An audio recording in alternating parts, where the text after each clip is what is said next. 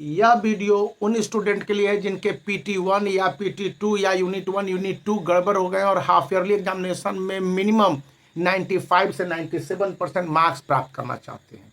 तो पहले मैं आप लोगों को हैप्पी टीचर्स डे 2024। यहाँ पर जो बोर्ड एग्जामिनेशन से पहले के हाफ ईयरली एग्जामिनेशन का इम्पोर्टेंस है, मैं पहले के कई वीडियो में बता चुका हूँ और प्रूफ भी दिखला चुका हूँ कि स्टूडेंट को at least 70% of marks score करने होंगे हाफ ईयरली में, और अगर उससे कम आते हैं तो उसको क्या करने होंगे। मैं सब्जेक्ट वाइज डील आउट कर रहा हूं।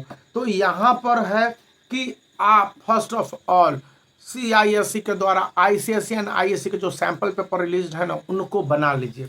इसके बाद हिंदी के लिए आपको क्या करने हैं, तो ICSE के स्टूडेंट हिंदी के लिए अपने जो भी चैप्टर पढ़ाए गए हैं और सैंपल पेपर हैं उस हिसाब से फॉर्मेट वाइज क्वेश्चंस के आंसर और वर्ड लिमिट में देंगे।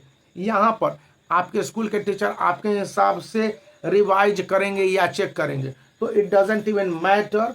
इंग्लिश में बताया दिया गया है कि इंग्लिश 1 में जो ग्रामर का पेपर होगा वहाँ पर गड़बड़ तो गड़बड़ ग्रामर सेक्शन में, लेकिन जहाँ पर अनसीन पैसेज वाला होगा या प्रेसी राइटिंग वाला होगा या ईमेल राइटिंग होगा और लेटर राइटिंग होगा, तो ईमेल राइटिंग और लेटर राइटिंग में फॉर्मेट नेसेसरी हो जाता है। वहीं पर अनसीन पैसेज वाले में क्वेश्चंस के आंसर आपको अपने वर्ड में देने होंगे, वहीं पर प्रेसी राइटिंग में उसका फॉर्मेट भी मेंशन करना होगा।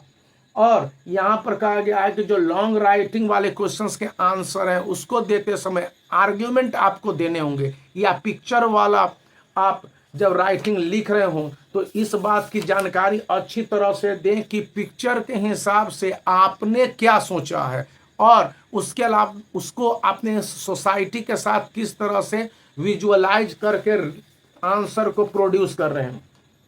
यहाँ पर इंग्लिश पेपर 2 जस्ट मैंने इससे पहले वाले वीडियो में कंफर्म कर दिया है, तो आप उसको देख लेंगे कि किस तरह से बनाने हैं। हिस्ट्री, सिविक्स और ज्योग्राफी में आपको 10 मार्क्स इंडिया के मैप और 20 मार्क्स टोपोग्राफी को अगर ले लेते हैं तो आपको जो जो चैप्टर स्कूल ने पूछे हैं उन चैप्टर के आंसर को देते समय यह ध्यान में रखने हैं कि जो भी क्वेश्चंस है वो टू द पॉइंट पूछे गए हैं या नहीं पूछे गए हैं। मान लिया जाए अगर क्वेश्चन पूछा जाता है कि how can recycling of waste help in reducing waste, explain with suitable example, तो आपको एग्जाम्पल भी देने होंगे, वेस्ट के बारे में बताना होगा, रिसाइकलिंग ऑफ वेस्ट के बारे में बताना होगा और रिड्यूसिंग वेस्ट के सम पॉइंट वाइज आंसर देने होंगे।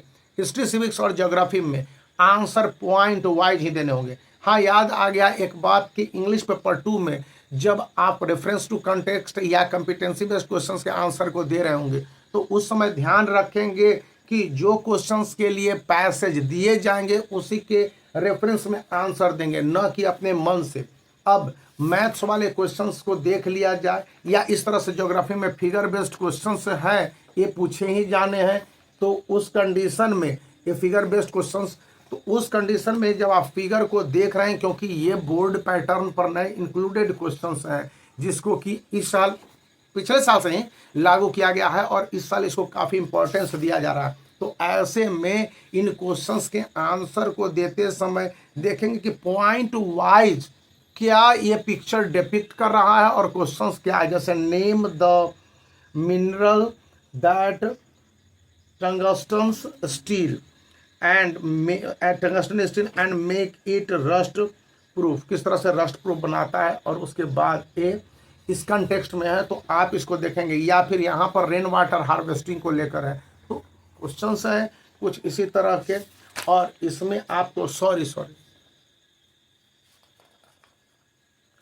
एक पिक्चर के बेस आप पिक्चर को देख लेंगे बहुत अच्छी तरह से, और इसके बेस्ड जो 3 क्वेश्चंस यहाँ पर इधर दिए रहेंगे तो इसको समझने, जैसे कि कहे identify the type of energy being harnessed, और उसके बाद सेकंड है how is the form of energy produced. तो इन बातों को थोड़ा सा सेंसिबल होकर समझना होगा। अब हम लोग चले आते हैं मैथमेटिक्स पर। मैथमेटिक्स के लिए सबसे अच्छी और बड़ी बात कही जाती है कि आपके आंसर प्रोसेस में होने चाहिए, आपके रफ वर्क मैथ के साथ ही होने चाहिए, और ग्राफ या आपका जिस तरह से ये पिक्चर कंप्लीटिंग आंसर्स हैं तो उसको स्पष्ट करना होगा। प्रूव करते समय ये पिक्चर्स या ग्राफ पर जो डायग्राम बना रहे हैं उसको पेंसिल से बनाएंगे। पेन से बनाने पर बहुत सारे टीचर्स मार्क्स काटते हैं और CISE भी इसको एडवोकेट नहीं करता है। अब जो इसके क्वेश्चंस के आंसर्स हैं, खास करके इस तरह के क्वेश्चंस आपको दे दिए जाएंगे तो उसमें या फिर स्टैटिस्टिक्स में, तो वहाँ पर आंसर आपके क्लियर आने चाहिए। आंसर क्लियर आएंगे तो मार्क्स फुल देने का सिस्टम है। यहाँ पर लास्ट बट नॉट लीस्ट जो अंतिम पॉइंट मैथमेटिक्स के लिए है कि स्टूडेंट जब भी आंसर को लिख रहे हो तो वो काफ़ी हद तक एक्सप्लेन करेंगे, और अगर किसी स्टेप पर पहुंच रहे हैं तो उसके लिए किस फॉर्मूले का यूज़ किया है, या देख लीजिए कि यहाँ पर इसने निकाला है तो इसके लिए ये पॉइंट उन्होंने दे दिया है। तो इस तरह की बातों को आप मैथमेटिक्स में याद रखेंगे। यही बात फिजिक्स और केमिस्ट्री के न्यूमेरिकल्स में लागू होती है। तो वहाँ पर भी इस तरह के आंसर्स हैं। जब आप वर्ड प्रॉब्लम वाले क्वेश्चंस के आंसर को वर्ड प्रॉब्लम में देंगे तो उसको सेटिस्फाई करने के साथ साथ नंबर और यूनिट मेंशन करना याद रखेंगे। अगर इसको भूल जाते हैं तो मार्क्स आपके काट लिए जाएंगे, या जो इंस्ट्रक्शंस इसी तरह के बताए गए हैं। अब जो लास्ट क्वेश्चंस के लॉन्ग क्वेश्चंस के आंसर्स बनाने हैं तो उसमें ये बताया गया है कि स्टूडेंट के लिए किसी भी सम का सॉल्यूशन देने के साथ उसके फॉर्मूले को लेफ्ट साइड कॉर्नर में मेंशन कर देंगे, ताकि टीचर को यह समझ में आए कि स्टूडेंट ने किस स्टेप से किस तरह से क्वेश्चंस के आंसर को बनाया हुआ है। बायोलॉजी एक इम्पॉर्टेंट सब्जेक्ट है और बायोलॉजी में सीधा सीधा ये बताया गया है कि डायग्राम बेस्ड क्वेश्चंस के आंसर्स हैं, उसके लिए स्टूडेंट रेडी हो जाए। जो थॉट बेस्ड क्वेश्चंस के आंसर हैं उसमें थॉट के साथ फैक्ट्स आप इंक्लूड करेंगे, लेकिन जैसे ही आपको प्रोसेस पूछा जाएगा या स्टेप पूछा जाएगा तो जो फैक्ट्स पढ़ रखे हैं उस हिसाब से क्वेश्चंस के आंसर्स को क्लियर करेंगे। ऑब्जेक्टिव टाइप क्वेश्चंस में सही आंसर सही marks, wrong answer wrong marks, तो इसमें आपके साथ कोई रियायत नहीं है।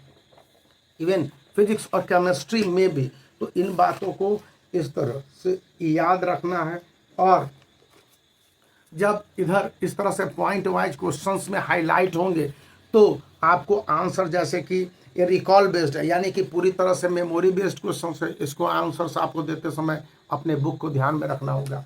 हाँ, लास्ट जो सब्जेक्ट है कंप्यूटर, तो कंप्यूटर में यहाँ पर कहा जा रहा है कि स्ट्रिंग बेस्ड और थॉट बेस्ड क्वेश्चंस को हमेशा से इम्पोर्टेंस दिया जाता रहा है। तो वैसे क्वेश्चंस के आंसर्स को देते समय स्टूडेंट को ध्यान रखने हैं कि किस तरह से आंसर दे। इसी बीच आप ओसवाल लो के इस वेबसाइट पर जाते हैं तो आपको फ्री में इस समय 55 सैम्पल पेपर, 5 इंपॉर्टेंट सब्जेक्ट है तो 55 सैम्पल पेपर अवेलेबल है इस बुक के साथ, जिसका कि लिंक इस वीडियो के डिस्क्रिप्शन में है। तो आप यहाँ पर QR कोड स्कैन करते हैं, जाते हैं तो वहाँ पर आपको फ्री एक्सेस मिल जाएगा और आपको बहुत सारे रिसोर्स भी मिलेंगे। तो आप वहाँ पर जा सकते हैं, देख सकते हैं, वीडियो को लाइक कर सकते हैं, चैनल को शेयर कर सकते हैं, सब्सक्राइब करना याद रखें। Bye for now.